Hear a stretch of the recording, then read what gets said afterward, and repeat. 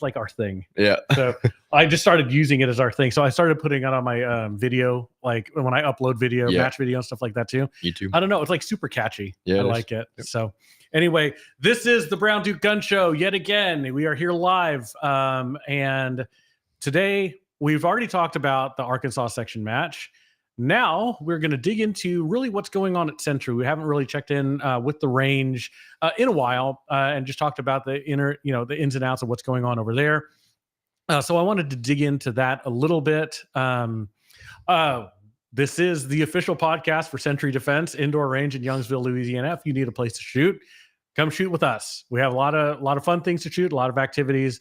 Do all of that stuff, right? Come buy stuff. Buy lots of stuff. Yep. Just don't buy that staccato carry gun that I want. Give me some time to get that one. But I would like to also, two specific things. We are in the fall season now, so what are some things we need to be thinking about towards the end of the year? Things maybe including up to the election if we want to talk about that, and then also. Talk about really what's going on with Century Manufacturing. I think a lot of fun things going on there that we should be talking about. So want to dig into all of that stuff today and just get everybody on the same page for what we're doing. So I don't know. What do you guys want to do first? You guys want to talk about Century Manufacturing first? Yeah, well, let's do Century Manufacturing first. Okay, perfect.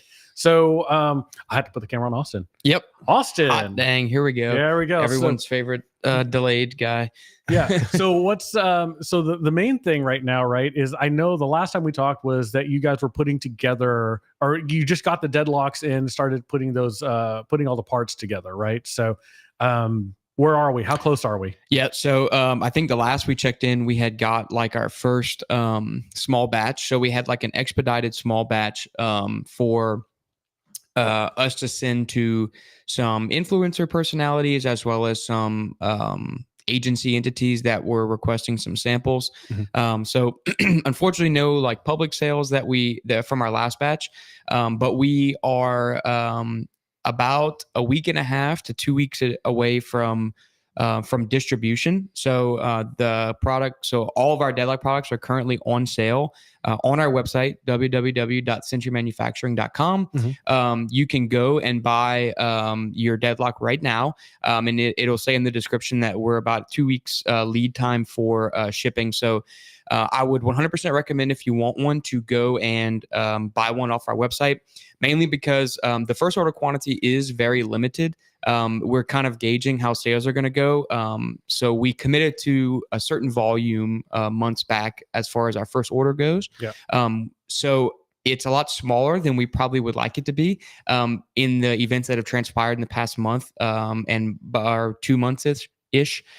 So I am anticipating that these units are going to go very, very fast. Mm-hmm. So buying one right now will secure your unit.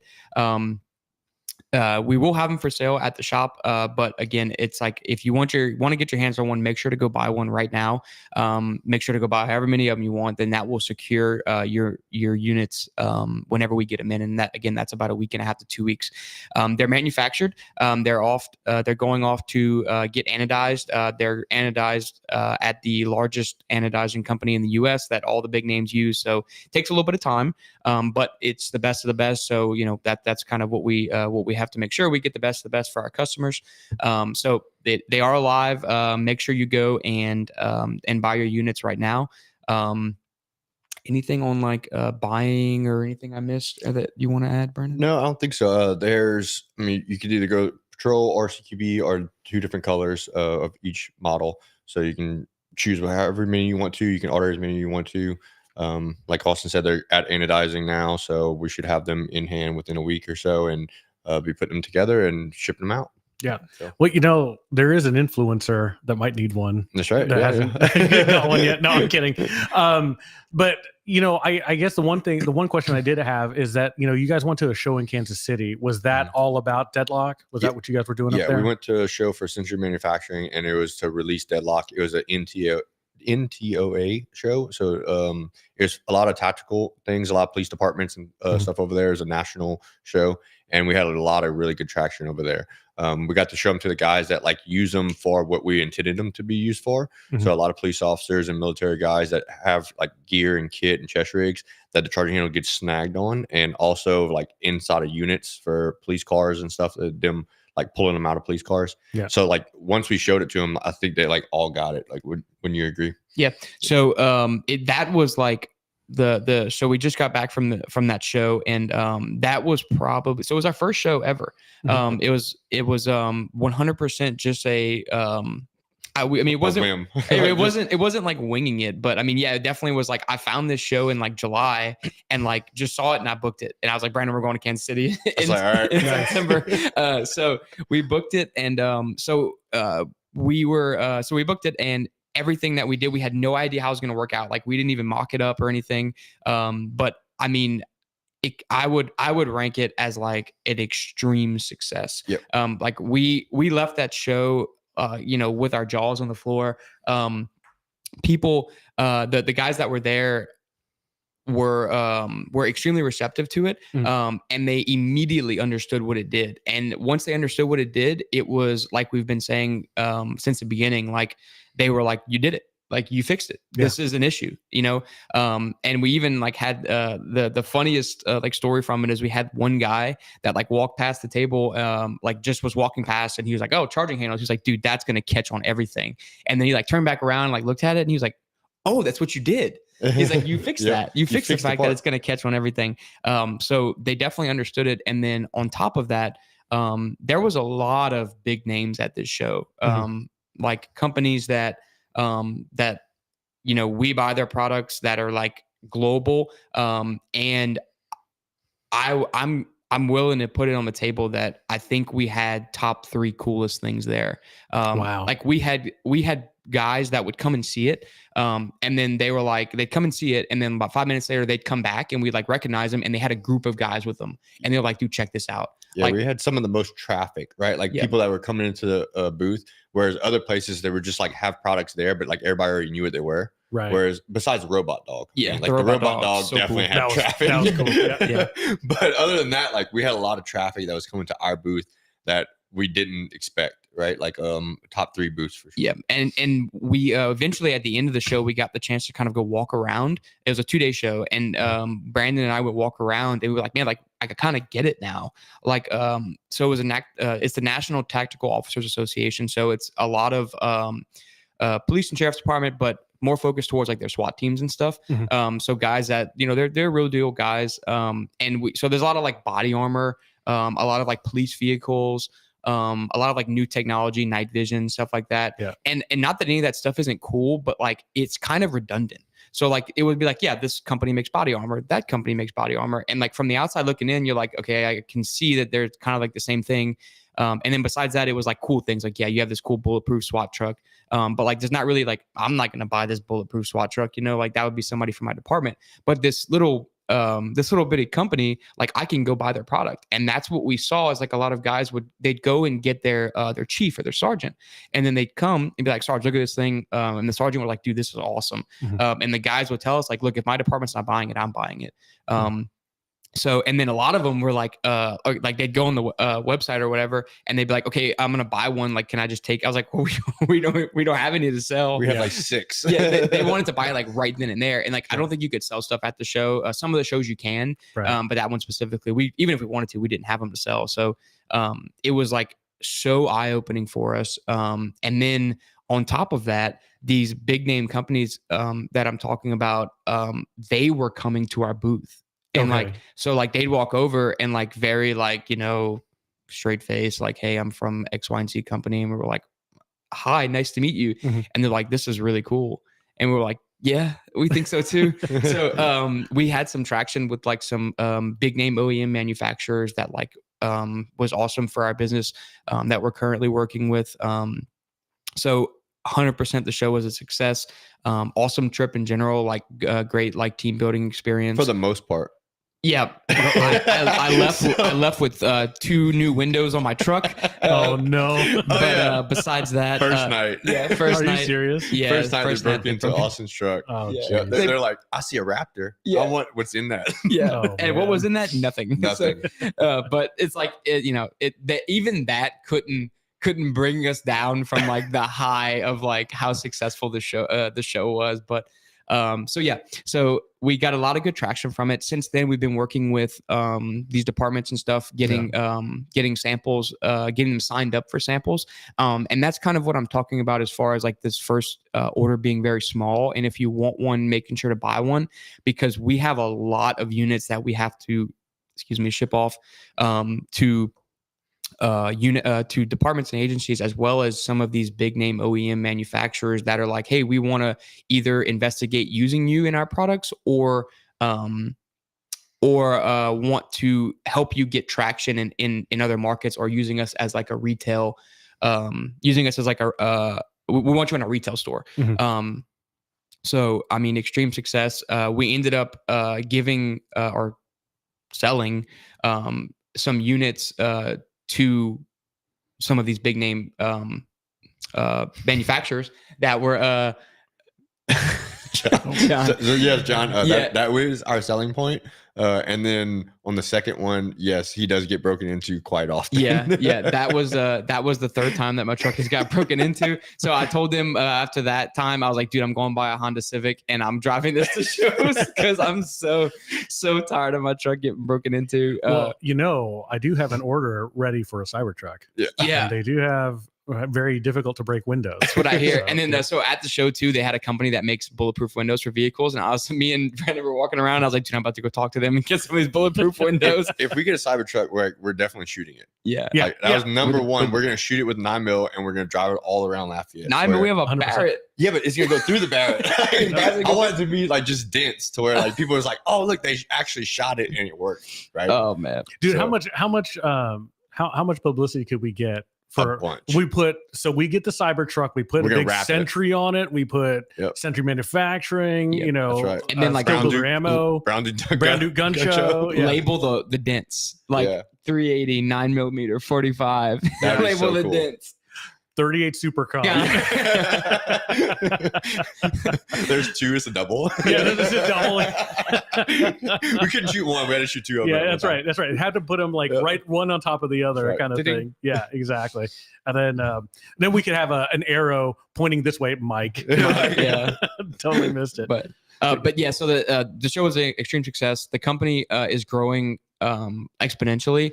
We haven't technically sold a single unit yet, like shipped out a unit from our website sales. But the pre-orders are like, Yeah, the pre-orders were crazy, and then like the traction that we're getting. Yeah, and the allocations to those companies like you were talking about. Yeah, the companies that are reaching out to us, it's like, man, we would have never expected this. But again, it's like we're shocked, but from the outside looking in, it's like, and not to sound like cocky or anything, but like we really kind of shouldn't be shocked because we did make a product that like everybody that sees it understands it. Yeah. I mean, we had some people at the show that were coming in. It's like, oh, like you said, I get it.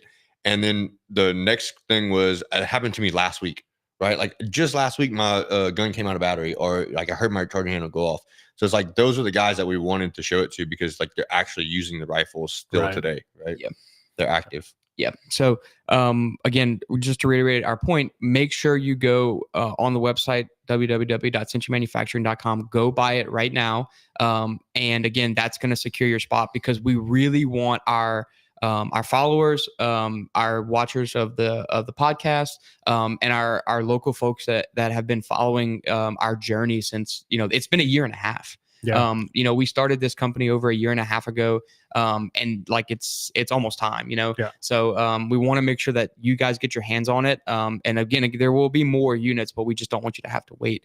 And also we want the feedback, right? Mm. We want to hear what our consumers think about it. So yeah, make sure to go secure your unit right now. But besides that, yeah, we're getting close, and we've also got some new products kind of coming down the pipeline. So make sure to stay tuned to our social media. We've got some collaborations coming with some influencers, as well as some companies and stuff. So make sure to stay tuned to those social medias. And as soon as they're out and available, I'm sure we'll just do a quick mention about them on the show. But yeah. So what are your socials? Let's put them out there right Yeah. now, because I have on the bottom of the stream. If you guys are watching the podcast, apologies, you won't be able to see it. But if you're watching the stream with us now, or you're catching up on the stream later, you'll see centurymanufacturing.com at the bottom here. So, but the rest of the socials, which ones do you have? Yeah. So we're on Instagram, we're Century Manufacturing. Simple as that, at Century Manufacturing. Facebook, Century Manufacturing. We're on Twitter at Century Manufact. And I believe, and we're on YouTube, Century Manufacturing as well. So we try to post everything we can where we don't get censored. Like I'm sure you're all aware of, we're having issues with all of our other companies. But so far so good. But yeah, make sure to stay tuned to all of our social medias for any product updates. And we're also going to do like some special like promo codes and stuff for this show. So make sure to stay tuned to the show for any promo codes that we're going to release for like some free shipping or discount codes and stuff like that. Yeah. Or an autograph. Maybe if they're with the Brown Duke Gun Show, they could get a brown one. Yeah. Yeah. And we'll get some like special, we'll get JP's signature on some of the, we'll laser engrave them on the units. Now that's a good way for your deadlock to go down in value. Yeah. Those will be decreased. That'll be a blemish sale. That's right. But yeah, a lot of exciting things in the company. Like I can't believe the names and stuff that are reaching out to us. Like every day I refresh my email and I'm like, there's no way I just got an email from X, Y, and Z, you know? Sure. So big things coming. Very excited. So that's fantastic. That's really, really cool. Yep. So awesome. Well, that's Deadlock. So what's going on at the range right now? So we are in fall. Mm-hmm. So this is a very interesting time right now. Number one, it's fall. So there's hunting season coming up, which I won't take your thunder away from that.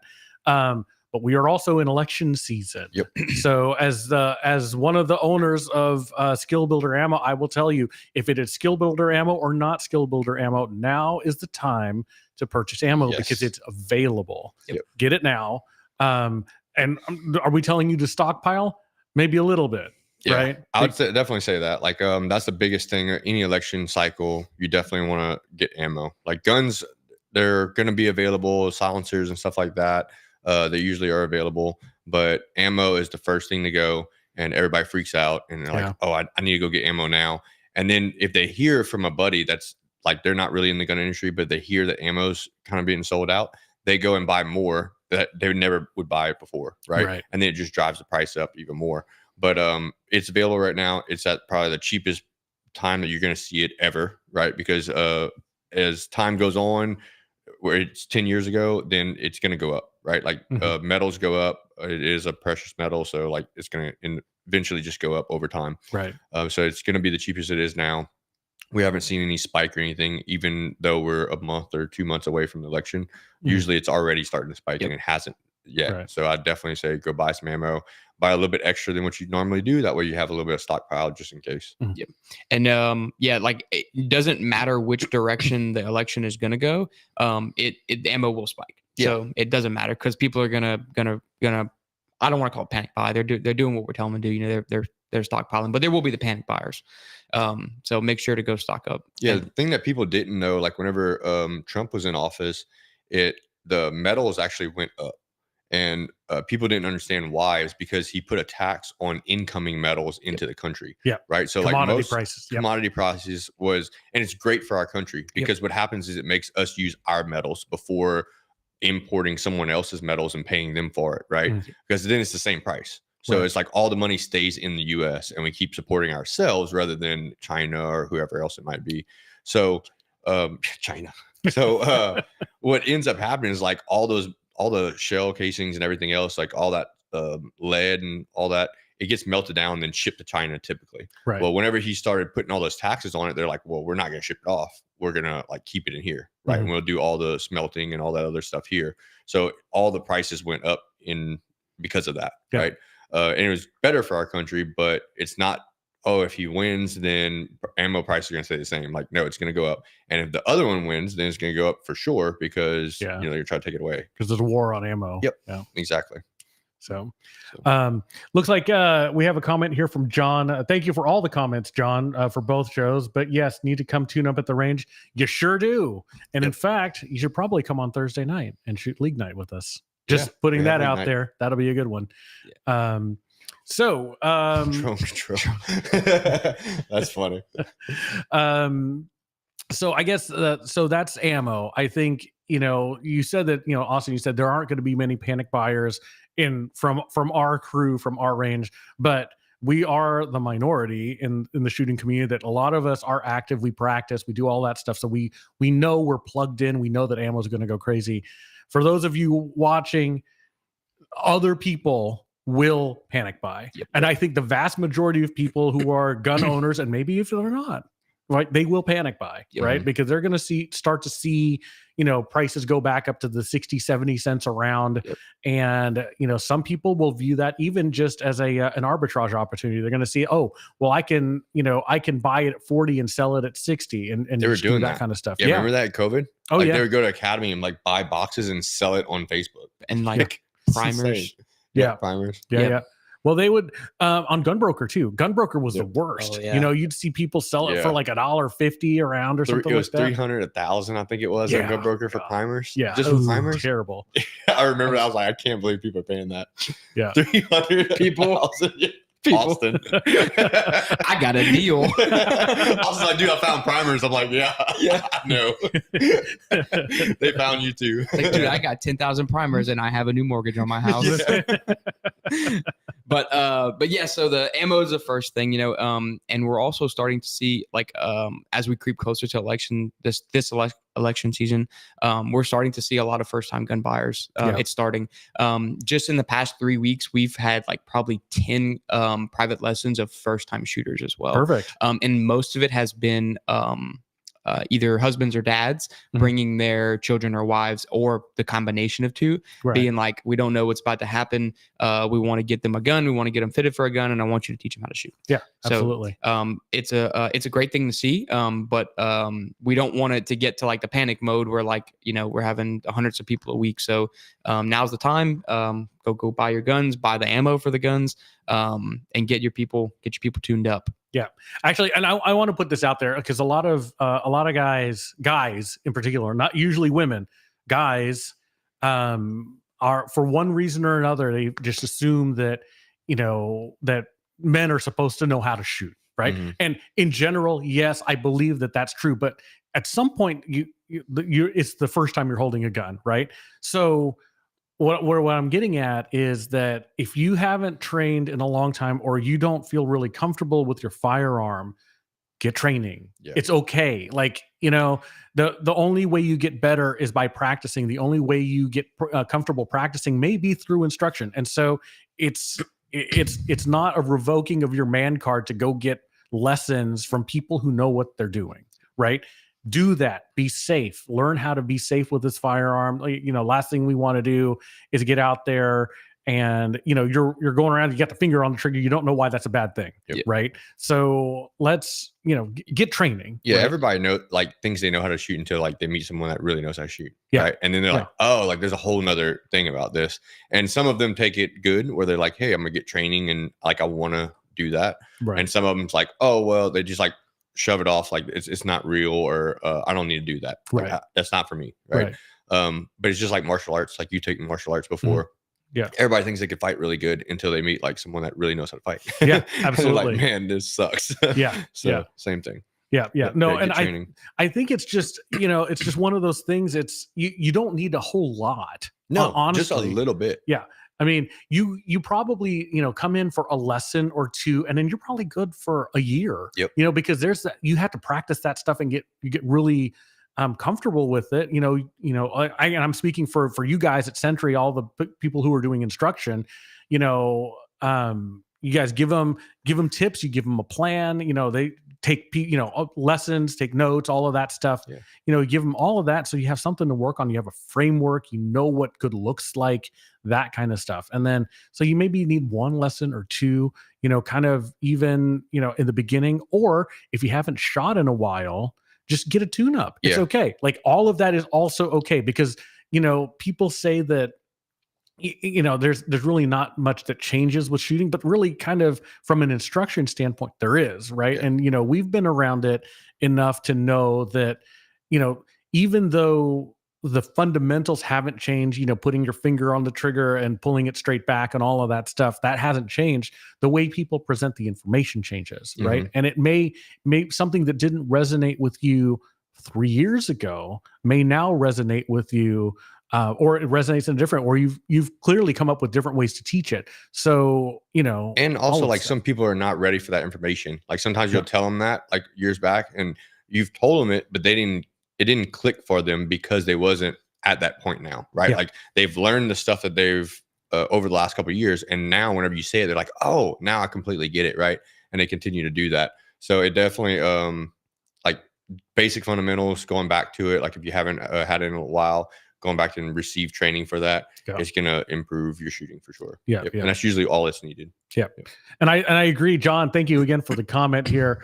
Your concealed carry class is not training. Your concealed carry class is to show proficiency in some level of proficiency that that you can hit a target, but also it's to teach you about the law. It is not designed to teach you how to shoot a handgun. Right. And we reiterate that in our concealed carry class, that like this class is to help you get your concealed carry permit. It shows that your proficiencies with a firearm in being able to manipulate it.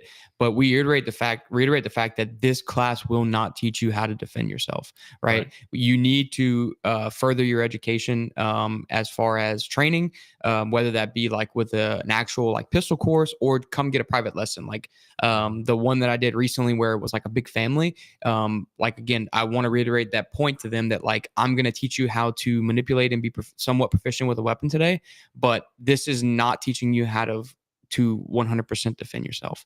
Right? You can use the tool, but you can't play the game. Right. So, speaking of playing the game, if you're training, if you're starting to learn how to use a firearm, you've gone through one of these classes, like a very fundamentals class, and I always say it, and a lot of times it's joking, but really it's at some level it's really serious. Come shoot league night with us. Oh, yeah. Come shoot. And if you're not in our area, go find a USPSA match or a practical shooting match, hit factor, IDPA, it doesn't matter. And a lot of folks get intimidated by competition in a way, but what it is, like, you have to reframe it in your mind for, you're not trying to win the match. You're going out there to practice, and it's not just practice. It's different than practicing in a booth. Right. Mm-hmm. Standing in there and having just one lane, and you put a target out there, and say you're even on a timer. Let's just assume best case scenario, you've got a timer, you're drawing from holster, and you're timing yourself, and you're trying to improve. Right. Would you go to something that's a practical shooting, scenario, and those scenarios change, it makes you improve. And in fact, you will greatly improve over the first 6 months of your practical shooting journey. And if you never win a match, it doesn't matter, because you have become so much more proficient with your firearm that it's, and we've gamified it, right? Yeah. You don't even know you're training in a sense, but you are. Yeah, like you do, like dealing with stress or dealing with adrenaline, right? Because like you can say what you want about like, oh, it's not the exact same. It's not, but like you're dealing with some type of adrenaline, because whenever you go in front of everybody else and you're shooting in front of everybody else and everybody's watching you, you're like, well, now I got to make sure I perform these on demand. Right. And it also helps you like move around with the gun. Like, people are just more comfortable with the gun just because they have to move from box A to box B. Yeah. Like, it's amazing of how people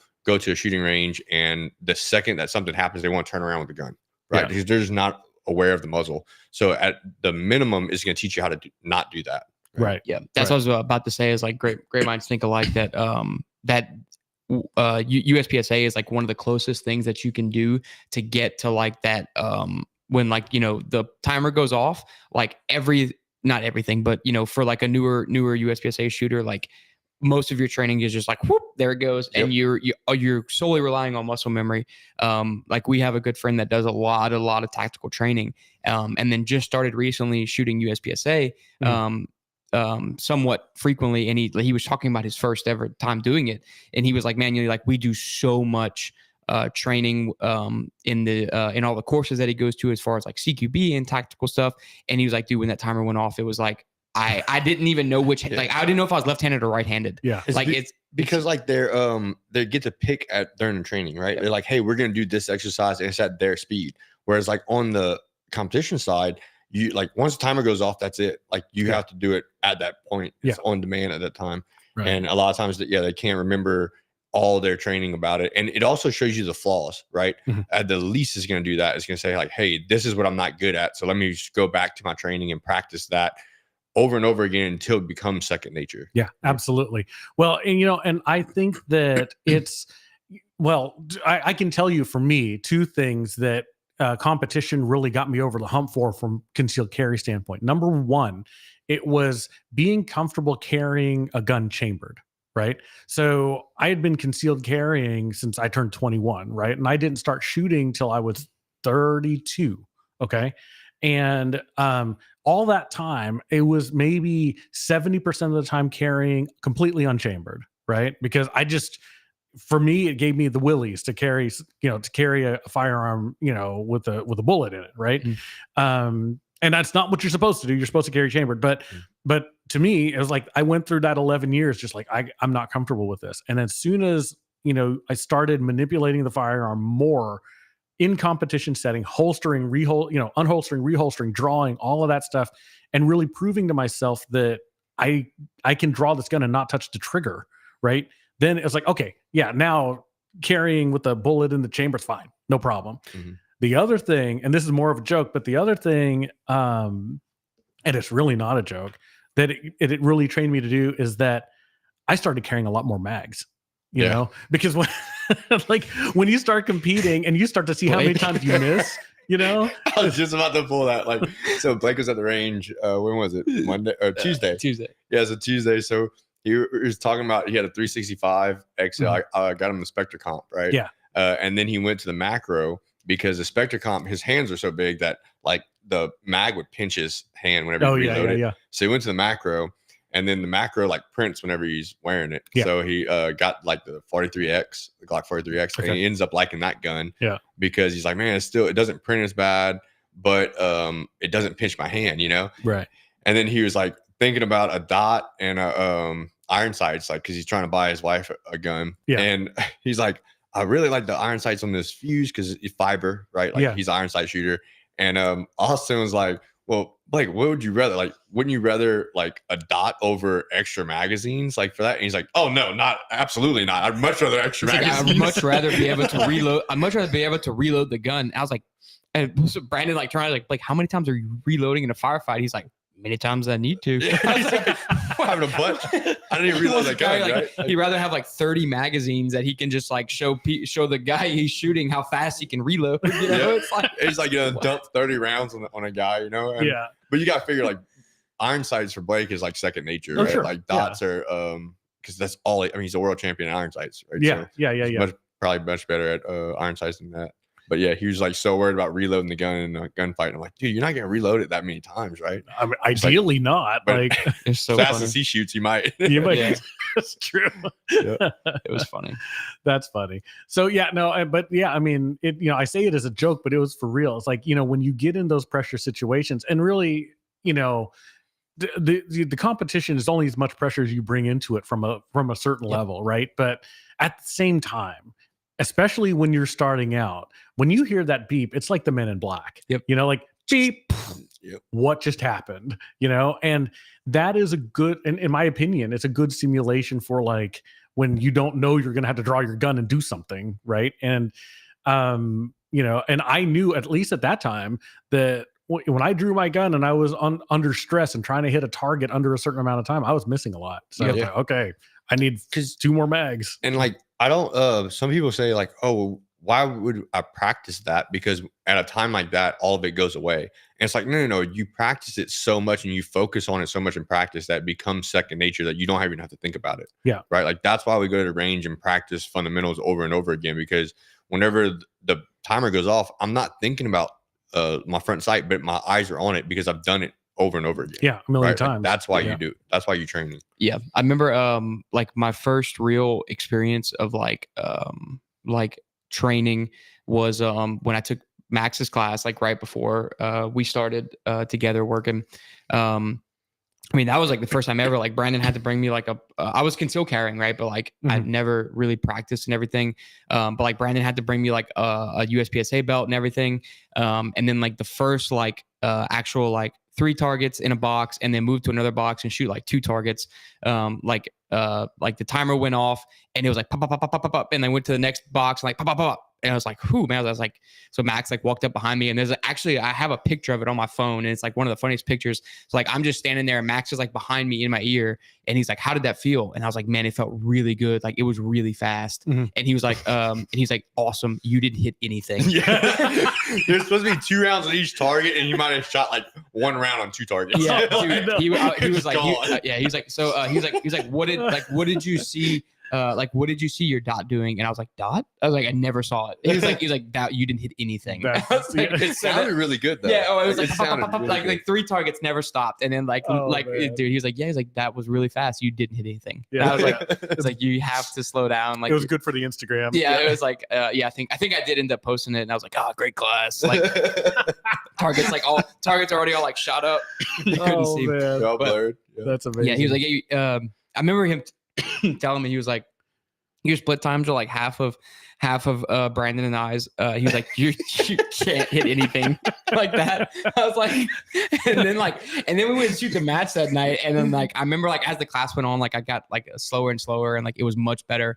And then the class, we went shoot my first ever USPSA match that night, and everyone was there because Max was coming. Sure. So so then that timer went off, and like same thing, like pop, pop, pop, pop, pop, pop, like ran through the stage, and like I was like probably heart rate of like 140, and then they start like counting it off, and then all of a sudden I'm wondering who this Mike guy is. Why do you keep saying Mike? Who's Charlie and who's Mike? Because I shot it. I don't know who Charlie or Mike is, but I shot that stage. And then like I remember like I was looking at the targets down range, and then like I turned around to like walk back into the crowd, and then like I turned around, and Max was just standing there, and he's just like, it's like, sorry, we just went over this. Yeah, it's like, I'm sorry, I forgot everything you taught me today. Yeah. But yeah, so like it definitely is a extremely as close as you can kind of get to like that real world experience of like forgetting everything, and everything goes to muscle memory, right? Yeah. But I think part of it too is as you get trained up with shooting, matches, it's like what Brandon said. It's just at some point you don't think about the marksmanship anymore. Right. It's like you can look at a target and know you're going to hit it. Right. Because what we're doing, as you progress in shooting, you'll start to think, okay, how am I moving out on this target? How am I, exiting? How am I entering this position? You don't think about the marksmanship anymore. You just assume that the marksmanship is going to happen. Yeah. Right. You shouldn't be thinking about any fundamentals. Like if you are, then like you're way behind. Then you shouldn't think about movement at all. Yeah. Like, okay, just get there and shoot the thing. And the only way to get there is to make sure that you practice it enough, right? Like if you're beginning this walking this path, like you have to think about that stuff first. Yeah. Right. Like once you've mastered it, then and there's no time there. Like I can't tell you like, hey, in 3 months, you're not going to think about that now, or it depends on like how much time you're going to put into it. Right. So how many reps, and you're going to gauge that. So whenever you start thinking like, hey, I don't even have to like worry about my trigger press and like all my shots are there, then okay, now you can start thinking about other stuff. Yeah. Right. Yeah. You can gauge that yourself. Yeah. And I would also recommend at some level, you have to have good fundamental gun handling. Like you're not going to, if you can hold the gun and not shoot yourself and not accidentally press the trigger, right? Yeah. Then you're ready for a match. There's no level of training that you can do beforehand that will prepare you to shoot a match, right? Like you just dive in and do it. Right. Like because I always hear that too. It's like, oh, I'm not trained up enough. It's like, you're never trained up enough. Never, Yeah. No matter who you are, you're always going back into training. And like, that's why you shoot a match, is to where you can tell yourself, this is what I need to practice. Yeah. Right. Like you learn what you need to practice at the match and go back and practice it. For sure. So cool. Yeah. So that's, of course I can't go a podcast without talking about going to USPSA and shooting our league night on Thursdays, 5:30 to 5:30 or 6:30, depending on when you can come in, and the second Sunday. Anyway, but yeah, so that's what's going on with, I guess, ammo. We're getting back to ammo. Buy ammo, train. Buy ammo basically so you can continue to train during the droughts. Right. So, but I guess now it's hunting season too. So That's another big So thing. what should people be doing? So like hunting season, we see it every year. Like last year, did we sight in 600 600 rifles between Yeah. September and January. So 600 rifles from September to January just for hunters. Like, and a lot of times it's guys that we've already sighted in their rifles. They're just coming back to check it. So like once a year, right before hunting season, instead of going to the camp and doing it to where they have to worry about getting there on time and doing everything, they come and drop off their guns. Like, hey, just check them. And we'll check them, and like 1 or 2 shots, like, yeah, it's still on from last year. You're good. And sometimes we find that they're not, right? Like they either dropped the gun or did something last hunting season where riding around in a fool or something and the scope knocked loose, and then we have to resight it in, right? Yeah. So come and drop off your guns if you want to do that. You can drop them off one day. Try to do it like earlier in the week. So like if you're leaving on Friday, don't come on Thursday and be like, hey, like I'm leaving tomorrow or I'm leaving this afternoon. Right. I need you to go do it. Like some days we might be able to get it done, but some days we might not be able to. Like some days we have 20 something guns come in to sight in, right? Like that's so many of them in order to do that. So try to get ahead of it. Like if your hunting season starts in 2 weeks, like come do it now, right? Like drop off the guns, let us get to them, sight them in, and we'll call you whenever they're ready, and you can come and pick them all up. And then also like kind of a pro thing to do is make sure you know what you want your gun zeroed at. Typically, like we always recommend 100 yards. That's the standard. And then if you're shooting at farther distances, you plug that into your ballistic calculator. And then, you know, like if you're shooting at 600 yards, like actually shooting at 600 yards, you should have an optic that is capable of that, right? So like you can dial the optic in order to hit at 600 yards. But a lot of these guys that come in, they're like, number one, they think they're shooting way farther than what they really are, right? They're like, I have a shot that's 600 yards. And it's like, no, it's like 200. At the most. Like I'm like, hey, how far is that building over there? They're like, oh, that's at least 1,000. I'm like, no, that's like 300. You know, that's exactly what we do. They'd be like, well, I have a shot that's 600 yards, so I need y'all to zero my gun. Like they'll bring us like a 308 and they're like, can you zero it for 400 yards? And like we're immediately like, why? Like what's your most common shot? And it's like, well, my most common shot's 100 yards, but I have a shot that is 600 yards. And it's like, okay, well, one, it's like, if that's true, what's the likelihood of that being, you know, the case?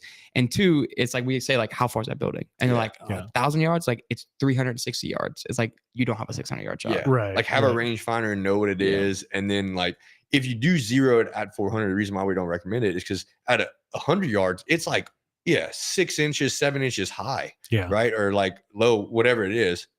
So it's like, that's the most common shot, zero to that, right? And if you're gonna have that farther shot, you have to at least know the ballistics of it, right? And also like have it know the zero of your gun. That's like the biggest pet peeve. They come in like, I want it 1 inch high at 100 yards. It's like, no, I need a zero. Like tell me what you want. If it's at 200 yards, tell me 200 yards, not an inch high at 100, because you don't even know what that gun's zeroed for, right? So that's not a good thing. Like you need to know the zero of it. So what Brandon and I laugh because like he knows like it's my biggest pet peeve in the world, because what they do is they buy a box of ammo and the ammo says at 100 yards you're 2 inches high. You're 2 inches high. So because it's a 200 yard zero. So but that's not what they tell us. They tell us, we're like, what do you want the gun zeroed for? And they're like 2 inches high at 100. What do you want the gun zeroed for? Right. So the funniest story of this is we were hunting in Mississippi one time, and one of my buddies, so like it's my biggest pet peeve in the world when somebody tells me their gun is zeroed for 2 inches high at 100. It's not zeroed. You don't know. You don't know what it's zeroed. You have no at. idea where it is. So we were hunting in Mississippi, and he shot a deer, and at the end of the day we went and it ran off. So we're tracking it. We tracked it for like 3 hours in like these Mississippi like briarwood patches. So so like we're wearing like Sitka, and it's like $600 jackets that are torn to shreds in these briarwood patches with these like little bitty drops of blood for like 3.5 hours. The guide wanted to give up, but we were like, no, like we're gonna find this deer. So like eventually like we're gassed, and I'm sitting there breathing. I'm like, dude, so like where was it when you shot it? Like we're turning around trying to retrace our steps, and I'm like, how far was it when you shot it? And he's like, I don't know. It was probably like 250 yards. And I was like, well, where do you think you hit this deer? Like, what did your gun zeroed for? And he's like, my gun zeroed for 2 inches high at 100. And like middle of this briarwood patch, I was like, what?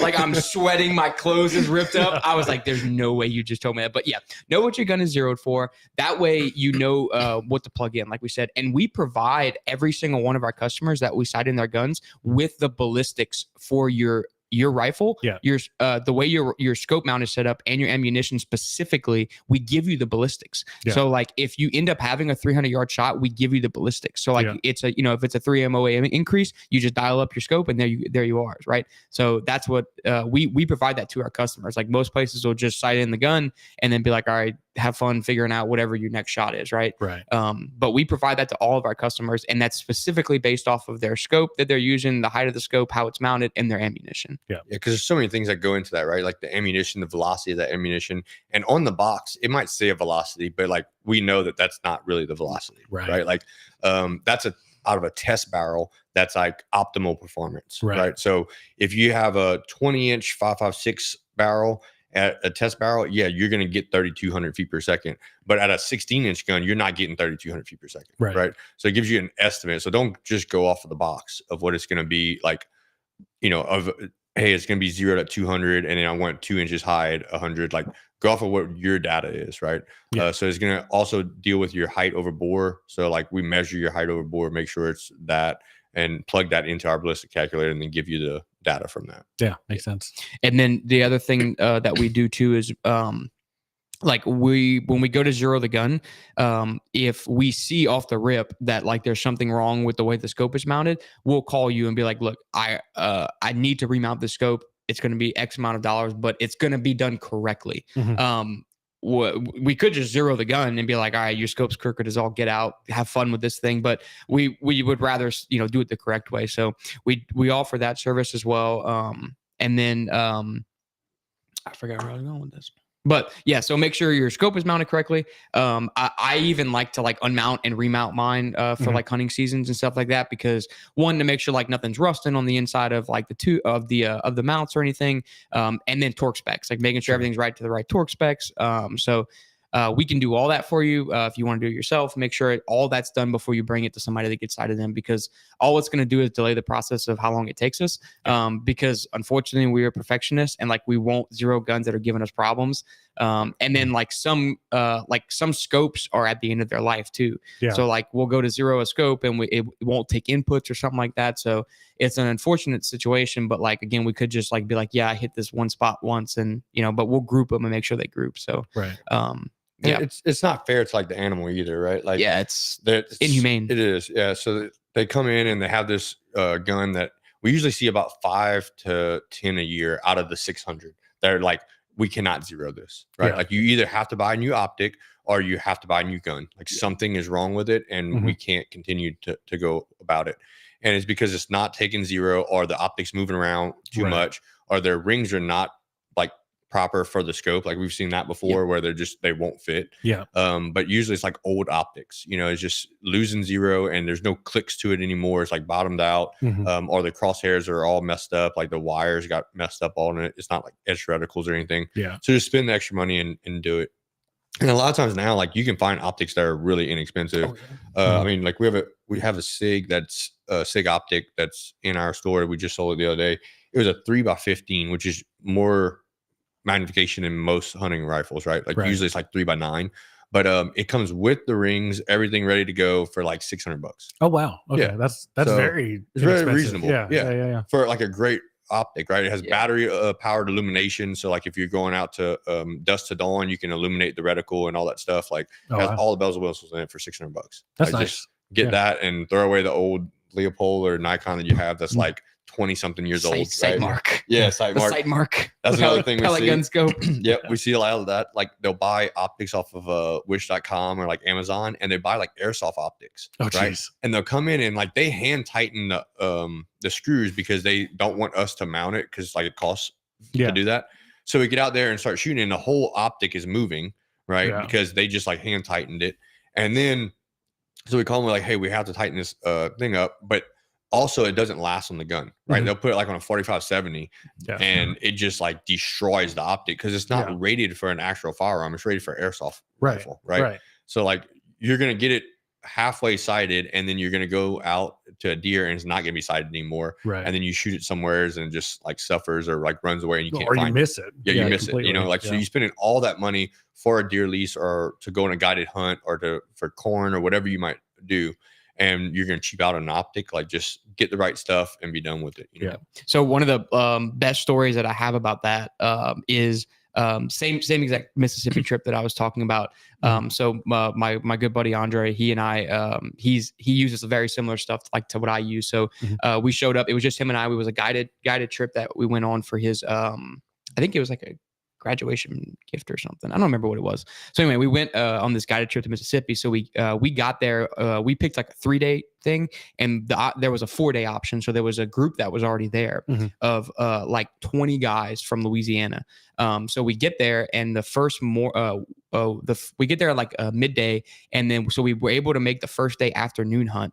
So they go and they already have all their stuff because they've hunted the day before. Yeah. So we go in the truck to like we get dressed, and then we go in the truck to get our stuff. So like I pull out like my gun, which is like a custom built bolt action gun, Night Force suppressor and everything, and then he's got like a Christensen with a carbon fiber barrel, same exact suppressor, like really nice optic on it.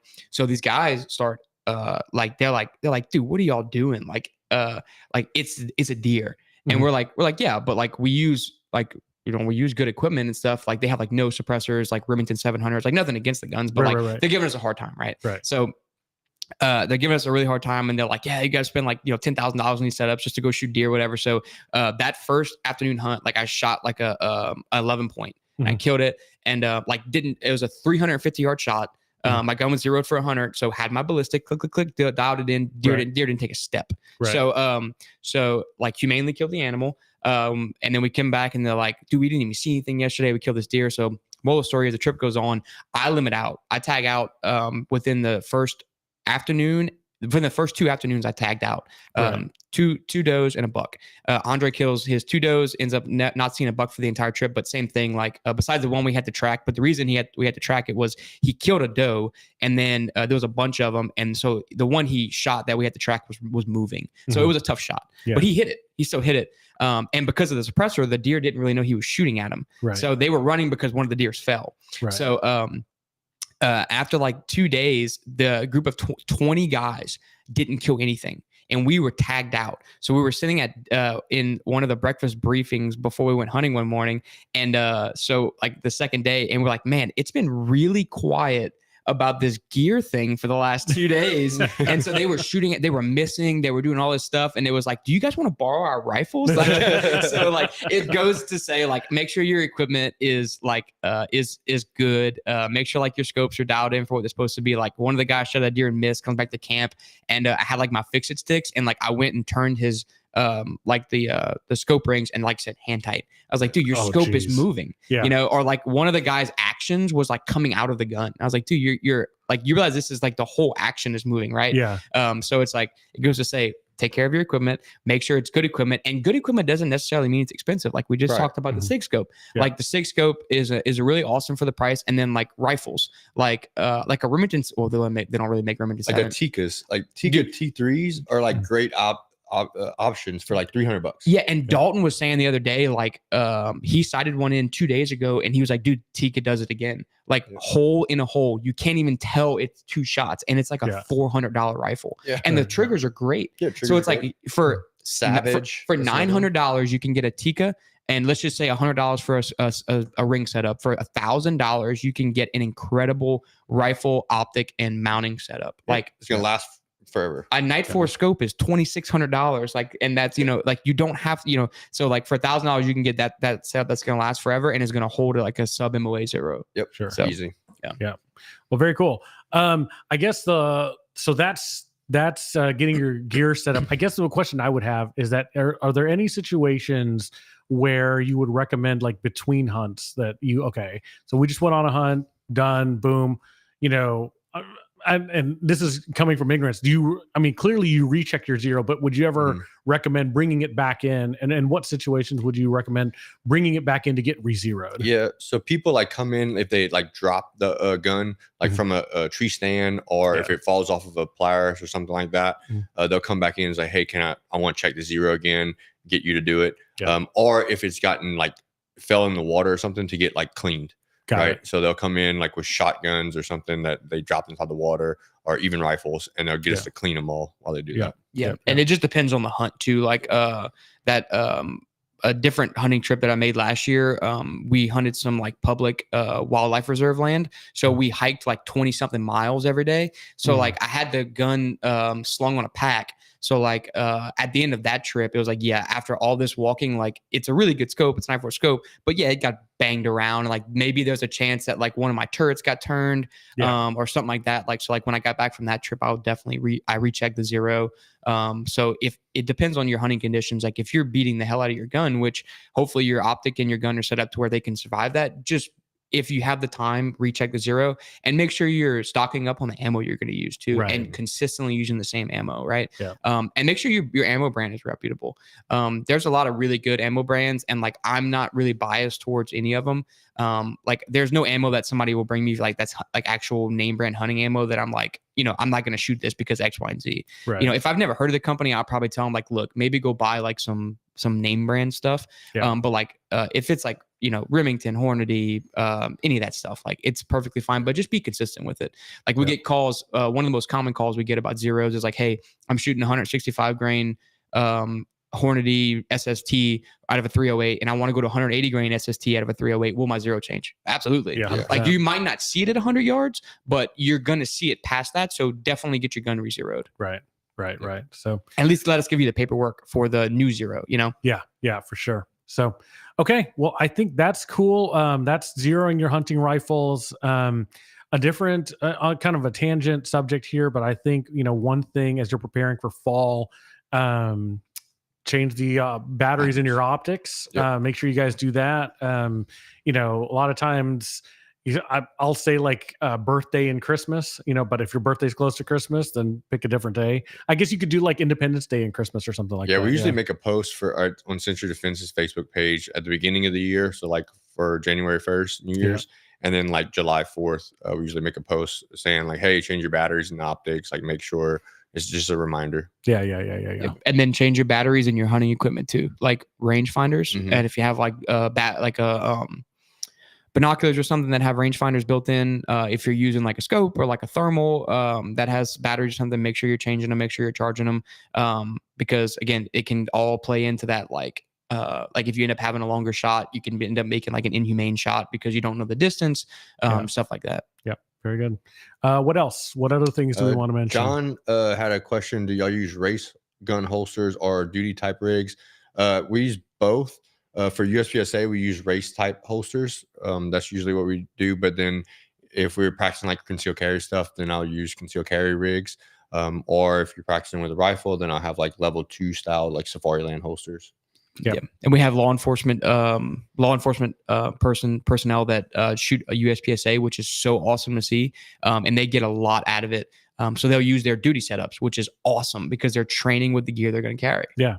I mean, you'll see the guys that come in, they'll come straight from work. Yeah. They have handcuffs on their stuff while they're shooting a stage, you know? Yeah, absolutely. And they're med kits, you know, everything. Love it. So yeah. Love it. So yeah, whatever gear you have, come in. If you don't have gear, come in, right? Because we can either let you borrow gear or you can just shoot out of your shooting box. Either one's like your gun case. Either one's fine. So don't let the lack of gear scare you away from shooting USPSA. No, so. I didn't have any gear. I borrowed your gear for like 2 years. Like an old Glock 34 that was like beat to hell. Yeah. And a belt that didn't have Velcro and it had a zip tie. Remember that? Oh yeah, for sure. So anything else? What else you guys want to, you know, give the folks here as a fall maintenance checklist? I mean, we've talked about a lot of stuff already.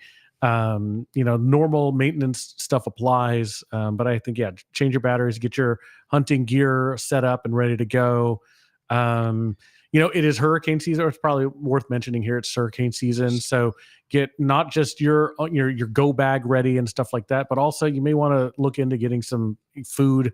You know, or like dehydrated food or whatever set up. I just got a case of MREs in like 4 days ago. Like just because like when that second hurricane formed, it was like, all right, I need to restock, and like I have some, but like I need to go through them, you know. And those things do last forever, not forever, but they do last pretty good while, 25 years or something. So but I still cycle them out and stuff like that. But yeah, I'll bring those on like hunting trips and stuff too. They're awesome for that kind of stuff. Yeah. Well, you can even get, like, I saw them in Costco now. You can get like a 50-day pack. For Yeah, like in the buckets. $70 Yeah. or something like that. Yeah. So, pick one of those up. You won't have to think about it again for the next decade, or whatever. But it may be another thing to think about in the fall, especially if you're down south where we are and hurricanes are a fact of life. That'd be another thing to think about. Yeah, and then last thing on the ammo topic too is that speaking of Skill Builder, we'll hopefully soon be having some 5.56 Skill Builder available, and we'll find a way to get that online. I think we can do that. So make sure stay tuned with. Well, I'm sure we'll post it on Century Defense and Century Manufacturing, but we're gonna get into the 5.56. 5.56 world. Yeah. 5.56 world. We've been putting it off for a long time, and the demand has grown such that we now have to answer the customers, appease the people. Absolutely. Yeah. So, and we will have Century Prime, the hollow point ammo, like 9mm hollow point ammo. That should be ready next month. Yeah, for sure. Okay. Well, gents, thank you. I think I think we've covered a lot of bases. We've been going for about an hour now on this one. Cool. So, thank you all. I think the thing I'll leave people, we set this up. We didn't do anything with it. Oh yeah. I'll leave people with the picture as we do our outro. Yeah. So, real quick, I guess, again, we mentioned it in the last show. We're trying to make sure we diversify, our outlets, our social media outlets, one, and our, streaming outlets too. So we are, if you notice around the stream, if you're watching the stream, we're on Twitter or X, we're on Rumble, we're on of course, Facebook and YouTube, but check out the other outlets too. And then like I said, last time we set up something on Locals. It's, I think it's brownduke.locals.com. It also comes in an app. So if, go download it and join our Locals group. I don't know exactly what it does. I'll be completely honest, but I know that it allows us to communicate outside of the normal social media outlets. Don't put any money on there because I don't have any money. It'll ask you want to be like a contributor or something. Don't do that because I'm not trying to get your money, because we don't have any protected or premium content at this point. If we do get to premium content, I'll let you know, and then we'll figure out what pricing seems fair. But at this point, and in the short term, we're not going to do anything like that. We just want to make sure that we have an outlet to communicate with everybody, to let you know what's going on at Century, at Lafayette Practical Shooters, with Century Manufacturing, all of those things that we're doing. We just want to make sure we can get the message to you in case we get canceled on any one platform. We can get to you somewhere else. So with that, thank you all. And I'll leave you with the picture and we'll hit the music. I think it's is it that one? No. Where is it? There it is. Hey.